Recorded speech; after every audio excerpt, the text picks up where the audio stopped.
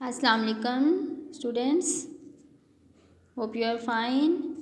آج ہم اردو کا سبق نمبر 18 بی اماں کی پڑھائی کریں گے اور اس کے مشکل الفاظ آخر میں پڑھیں گے جو آپ نے کاپی پر بھی لکھنے ہیں اور ان کو یاد بھی کرنا ہے۔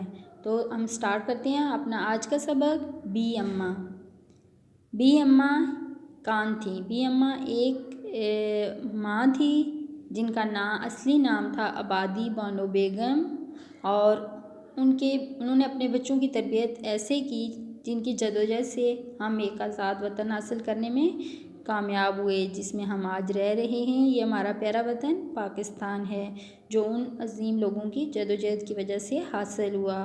تو آج ہم پڑھتے ہیں بی اماں کے بارے میں اور ان کے عظیم بیٹوں کے بارے میں۔ امی امی امی۔ 11 سال کی سنبل وین سے اترتے ہی گھر کے دروازے سے چیختی ہوئی اندر داخل ہوئی۔ امی جو اس وقت باورچی خانے میں تھیں، سنبل کی چیخ سن کر گھبراتے ہوئے باہر آئیں اور سنبل ان سے جا کر لپٹ گئی۔ امی نے گھبرا کر پوچھا، کیا ہوا میری جان؟ سنبل: امی یہ بی اماں کون ہیں؟ امی: اف سنبل، تم نے مجھے ڈرا ہی دیا۔ سنبل: اوہو امی بتائیں نا۔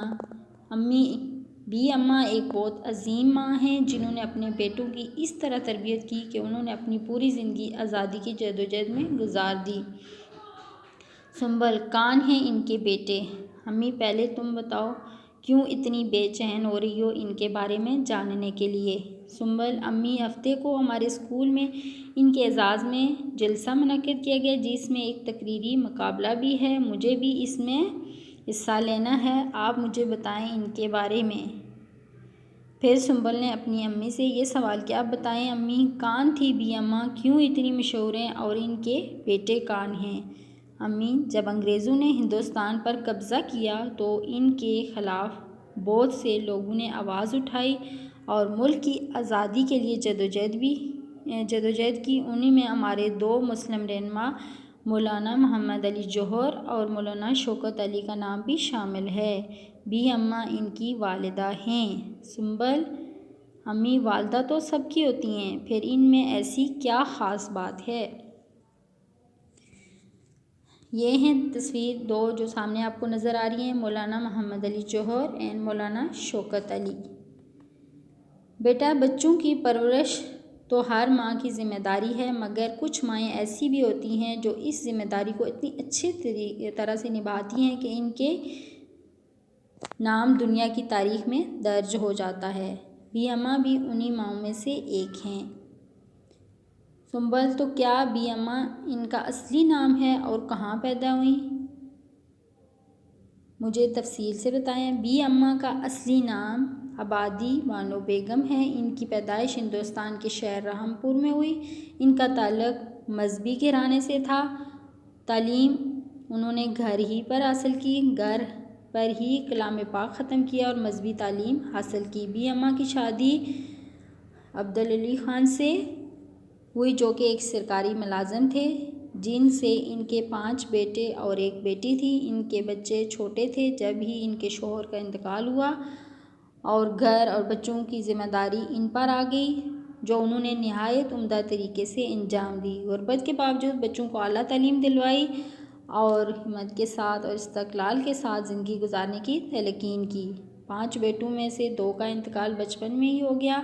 باقی اولاد میں سے 2 بیٹے بہت مشہور ہوئے، جن میں مولانا محمد علی جوہر، مولانا شوکت علی پر ان کی ماں کا گہرا اثر تھا۔ انہوں نے آگے چل کر ملازمت کے بجائے آزادی کی تحریک میں حصہ لیا اور آخری وقت تک اسی جدوجہد میں لگے رہے جس میں ان کی والدہ نے ان کا بہت ساتھ دیا۔ بی اماں انگریزوں کے ظالمانہ حکومت اور انگریزوں کے سخت خلاف تھی۔ انہوں نے صرف اپنے بیٹوں کے دل میں ہی خوف خدا اور ملک و قوم کی خدمت کا جذبہ پیدا نہیں کیا بلکہ عوام کے دلوں میں بھی آزادی کا جذبہ جگانے کی خاطر دور دراز کے علاقوں میں سفر کیا اور اپنی پرجوش تحریروں اور تقریروں سے عوام کو آزادی کے لیے جدوجہد کرنے کا احساس دلایا۔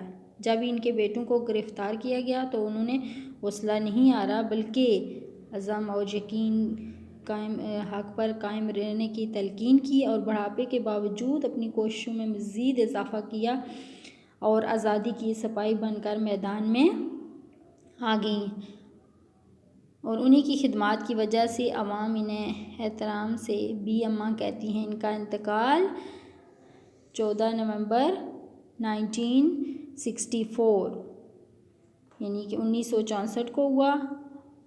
بی اماں تو سچ میں ایک اچھی ماں ہیں، اور ان کے بارے میں جان کر میرے جوش و جذبے میں اور بھی اضافہ ہو گیا۔ اب تو میں ضرور مقابلے میں حصہ لوں گی اور اول آؤں گی انشاءاللہ۔